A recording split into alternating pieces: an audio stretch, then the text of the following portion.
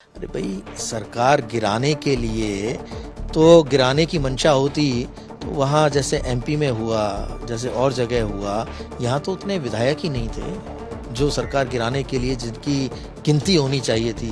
जो इतने विधायकों की जरूरत थी उतने तो विधायक ही नहीं थे। तो ये बार बार कहना और उस बात को ढकने का प्रयास करना, जो लगातार सचिन पायलट कह रहे थे भाई हमारी सुनवाई नहीं हो रही, हमारी बात नहीं समझी जा रही, हम जो कहना चाह रहे हैं उससे तवज्जो नहीं दी जा रही, बड़ा ग्लानि से भर गया था। मैं ये लगातार सोच रहा था कि अगर इस वजन को या इस बोझ को मैंने अपने सर से नहीं उतारा तो पता नहीं मेरी मानसिक स्थिति क्या होगी। अशोक गहलोत को लंबे समय तक अपना राजनीतिक गुरु मानने वाले उनके पूर्व ओएसडी लोकेश शर्मा ने आज जयपुर में उनके खिलाफ मोर्चा खोल दिया है।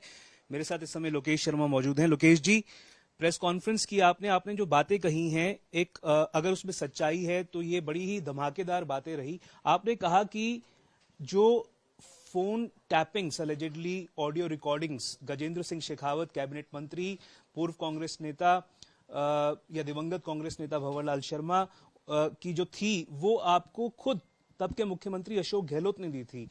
क्या आपको लगता नहीं कि आपने बहुत टाइम लगा दिया ये बात आगे आकर कहने में?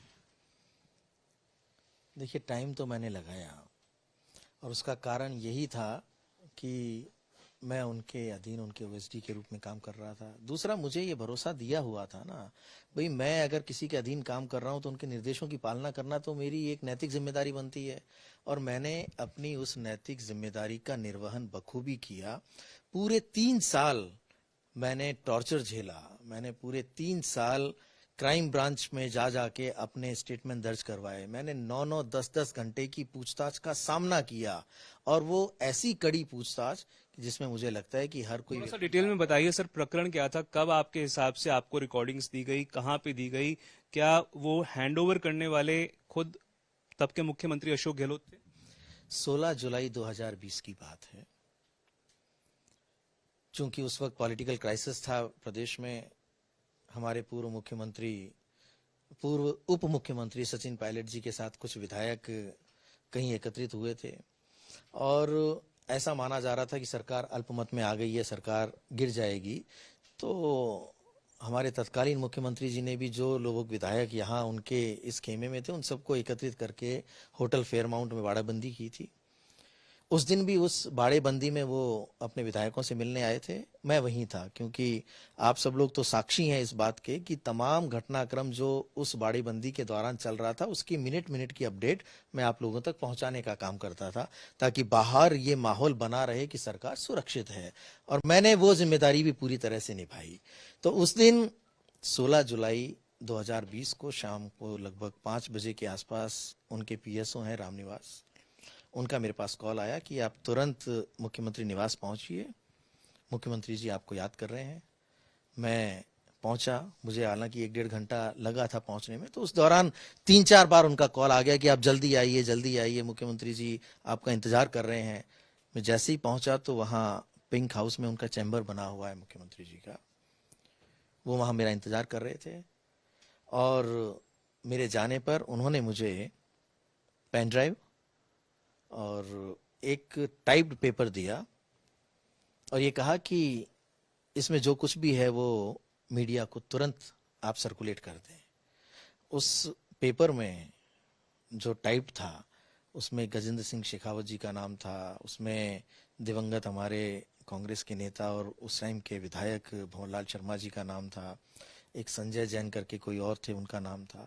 मैंने उस पर बहुत ज़्यादा ध्यान दिया नहीं, और मैंने अपनी जिम्मेदारी को निभाते हुए जो मुझे निर्देश दिए गए थे उनको निभाते हुए मैंने मीडिया को वो सारी ऑडियो क्लिप्स भेज दी। क्योंकि मुझे पेन ड्राइव के कैसे भेजी थी आपने? मुझे पेन ड्राइव के माध्यम से मिली, तो पेन ड्राइव से तो सीधे मैं भेज नहीं सकता था। मैं उस पेन ड्राइव को लेके घर पहुंचा। घर पे मैंने लैपटॉप पे उसे ट्रांसफर किया। इसी लैपटॉप में आपने इसको? इसी लैपटॉप पे मैंने उसे ट्रांसफर किया। इस लैपटॉप से फिर मैंने अपने मोबाइल फोन पे उसे लिया, और उस मोबाइल फोन के माध्यम से मैंने तमाम हमारे मीडिया के साथियों को, जो कि मेरा एक ग्रुप बना हुआ है मीडिया का, उनको मैंने वो ऑडियो क्लिप्स सर्कुलेट। आपको किसी ने कहा था कि ये जो ऑडियो क्लिप्स हैं आपके नंबर से जानी चाहिए, खुद मुख्यमंत्री तब के या फिर उनके करीबी किसी? आपको मैंने एक क्लिप भी सुनवाई। उस क्लिप में बड़े स्पष्ट रूप से उनको मैंने बताया कि मेरा नंबर यूज़ में आया है और मैंने मोबाइल फ़ोन के माध्यम से इसको भेजा है। तो बड़े असहज से महसूस कर रहे थे कि भाई आपने उस डिवाइस का क्या किया, आपने क्या उस खुद तब के मुख्यमंत्री अशोक गहलोत चाहते थे कि वो फोन आप डिस्ट्रॉय कर दें? ये वो पेन ड्राइव थी जो मुझे मुख्यमंत्री अशोक गहलोत ने दी और इसी पेन ड्राइव में वो तीनों ऑडियो क्लिप्स थी जिनको कि मैंने मीडिया के माध्यम से आम जनता तक क्या पहुंचा। उन्होंने आपको फोन डिस्ट्रॉय करने के लिए कहा था? हाँ, मुझे फोन डिस्ट्रॉय करने के लिए उन्होंने कहा कि आप उस फोन को डिस्ट्रॉय कर दो। उन्होंने तो इस लैपटॉप के लिए भी कहा कि इसे किसी और राज्य में भेज दो, मेरे पास ले आओ, मैं आपको नया लैपटॉप दे दूंगा, दूसरा लैपटॉप दे दूंगा। लेकिन चूंकि मैंने उन्हें बताया कि भाई लैपटॉप की तो कोई सीधे तौर पर भूमिका नजर आएगी नहीं, वो तो फोन की ही भूमिका आएगी और वो फोन मैं डिस्ट्रॉय कर चुका हूं, तो उनके कहने से मैं उस फोन को डिस्ट्रॉय कर चुका। आपने कहा कि एसओजी की रेड भी हुई आपके प्रेमाइसिस पे। देखिए, उन्हें कहीं ना कहीं ये आशंका थी कि पता नहीं वो फोन अभी तक इसके पास तो नहीं है कहीं, क्योंकि उससे उन्हें डर लग रहा था ना कि अगर वो फोन मेरे पास पाया गया तो सच्चाई सबके सामने उजागर हो जाएगी। और इसी वजह से ये सुनिश्चित करने के लिए कि वो फोन मेरे पास नहीं है, मेरे इसी कार्यालय में नवंबर के माह में, नवंबर 21 में मेरे इस कार्यालय में एसओजी की रेड की गई। मेरे पूरे कार्यालय को खंगाला गया, मेरे सारे लैपटॉप, कंप्यूटर्स और हर चीज को ढूंढा गया, लेकिन वो डिवाइस कहीं नहीं मिला। आपने एक और बात कही, आपने कहा कि बीजेपी राजस्थान में कांग्रेस की सरकार गिराना नहीं चाह रही थी, उसकी कवायद नहीं थी कि कांग्रेस की सरकार गिराए, पर कोशिश अशोक गहलोत की तरफ से ये थी कि सचिन पायलट उनके करीबी जो विधायक थे उनको बदनाम कर दे, गजेंद्र सिंह शेखावत को बदनाम कर दे। इसको लेकर मीटिंग्स होती थी सीएम रेजिडेंस में। इस प्रकार की क्लीन चिट क्यों देने में लग गए हैं आप बीजेपी को? मैंने बीजेपी को क्लीन चिट नहीं दी, मैंने उस समय की घटना की जानकारी दी है कि ये परसेप्शन बनाया गया, ये परसेप्शन बनाने का प्रयास किया गया कि ये बीजेपी है जो गिरा रही है, या सचिन पायलट बीजेपी से मिल गए हैं, गजेंद्र सिंह के साथ कोई डील हो गई है और ये सब लोग मिलकर सरकार गिराने पर आमदा हैं। अरे भाई, सरकार गिराने के लिए तो गिराने की मंशा होती तो वहां जैसे एमपी में हुआ, जैसे और जगह हुआ, यहाँ तो उतने विधायक ही नहीं थे जो सरकार गिराने के लिए जिनकी गिनती होनी चाहिए थी, जो इतने विधायकों की जरूरत थी उतने तो विधायक ही नहीं थे। तो ये बार बार कहना और उस बात को ढकने का प्रयास करना, जो लगातार सचिन पायलट कह रहे थे भाई हमारी सुनवाई नहीं हो रही, हमारी बात नहीं समझी जा रही, हम जो कहना चाह रहे हैं उससे तवज्जो नहीं दी जा रही। एक और रिकॉर्डिंग आपने प्ले की, आपने कहा है कि डीपी जारोली को बचाने की या उनको एक तरह से किस तरह से उनको ज्यादा उन पर गाज ना गिरे, इस प्रकार की कोशिश अशोक गहलोत के द्वारा की जा रही थी। आपने दूसरी रिकॉर्डिंग जो प्ले की है उससे आपके हिसाब से क्या निकल कर आया है? देखिए, उससे निकलकर सीधे तौर पर यह आया है कि इनकी जानकारी में वो पेपर लीक होगा, इनको पता लग गया कि ये लोग इसमें शामिल हैं, क्योंकि वो लोग अपने हैं। आपने वो शब्द सुना होगा, अरे भाई अपना आदमी है, यही तो सब कुछ है। तो अपने लोगों को बचाने के लिए उस सारे मामले को दबा दिया। जानकारी से क्या मतलब है? आप कह रहे हैं कि संलिप्तता थी उनकी, या फिर आपके हिसाब से नोइंगली जो आरोपी या दोषी था उसको बचा रहे थे? क्या कहना चाह रहे हैं? नोइंगली आरोपी को बचा रहे थे, दोषी को बचा रहे थे, क्योंकि जब इतनी बड़ी घटना हो जाए प्रदेश में तो पहले तो जैसे ही पेपर लीक की घटना उजागर हुई, पता लगा ये कि समय से पहले पेपर बाहर आ गया, तो उसे तुरंत रद्द कर ये दिया। बड़ा आरोप लगाया आपने, कहा कि दोषी को नोइंगली बचा रहे थे। क्या आपके हिसाब से उनकी खुद की भी संलिप्तता थी? क्या पता होते हुए अपने करीबियों को इस प्रकार के मैटर में इन्वॉल्व रहने दे रहे थे वो, आपके हिसाब से? यही तो सीधे तौर पर मैं कहना चाह रहा हूं कि मिली भगत थी। अगर आप उससे पूरी तरह से किनारा करना चाहते थे, या आप ये प्रदेश को मैसेज देना चाहते थे कि आप कठोर कार्रवाई कर रहे हैं, कड़ी कार्रवाई कर रहे हैं, तो आपको इतने सोचने की आवश्यकता क्या पड़ी कि इनको सस्पेंड किया जाए, इनको बर्खास्त किया जाए या इनसे इस्तीफा लिया जाए। तब के जब शिक्षा मंत्री थे पहले के और प्रदेश अध्यक्ष थे गोविंद सिंह डोटासरा, तकनीकी शिक्षा मंत्री जो थे सुभाष जी, कई लोगों का उनका भी कहा जा रहा था, उनके ऊपर भी आरोप लगाए जा रहे थे। क्या आपको लगता है कि उन लोगों की इन्वॉल्वमेंट थी और उनको बचाने की कोशिश की? देखिए, ये तो सामने आया ही था कि वो राजीव गांधी स्टडी सर्कल एक बना हुआ था, उन्हीं के लोगों की जिम्मेदारी थी पेपर्स को स्ट्रांग रूम से लाने ले जाने की, या जो भी उनकी भूमिका तय की गई थी, चाहे वो खुद डीपी जारोली ने कहा हो या और जो लोग उस वक्त उस घेरे में आए थे, उन्होंने भी ये स्पष्ट इंगित किया था कि इन तमाम लोगों की भूमिकाएं रही हैं और जिन्होंने मतलब है सरकार के मंत्रियों की खुद की इन्वॉल्वमेंट थी पेपर लीक में? देखिए, मैंने सीधे तौर पर किसी मंत्री का नाम नहीं लिया, मैंने ये कहा कि सरकार को पूरी तरह से पता था, मुख्यमंत्री को पूरी तरह से पता था। पेपर लीक से पहले? नहीं, पेपर लीक होते ही, लेकिन उसको होने के बाद ना तो दोषियों पे कोई कार्रवाई की गई, ना ये मैसेज दिया गया कि हम पेपर लीक को होने नहीं देंगे या रोकने का प्रयास करेंगे। तो जो संलिप्तता है वो तो उसी में एक बड़ा सवाल खड़ा हो रहा है। आपने कहा कि आपको बार बार बुलाया जा रहा है क्राइम ब्रांच की तरफ से, 8-8-9 घंटे की पूछताछ हो रही है, हाईकोर्ट में आपकी पेशी है अगले महीने। सवाल ये है कि टाइमिंग जो है बड़ा ही, इसको लेकर सवाल खड़े हो रहे हैं। आज 24 तारीख का 26 को चुनाव है प्रदेश में। क्या आप डर गए हैं बार बार पूछताछ से? क्या आपको लगता है कि गिरफ्तारी संभव है, इसलिए आप इस प्रकार की बातें कर रहे हैं? देखिए, जो व्यक्ति पिछले 3 साल में नहीं डरा, क्या मुझे किसी तरह के प्रलोभन नहीं दिए गए होंगे या मुझे धमकाया डराया नहीं गया होगा? मेरे ऊपर तमाम तरह के जो हथकंडे हैं वो अपनाए गए। कोई व्यक्ति 8-9 घंटे अगर किसी के पोजीशन में रहे, एक तरीके से वहां पूछताछ में शामिल रहे, तो आप सोच सकते हैं उसकी मानसिक स्थिति क्या रहती होगी।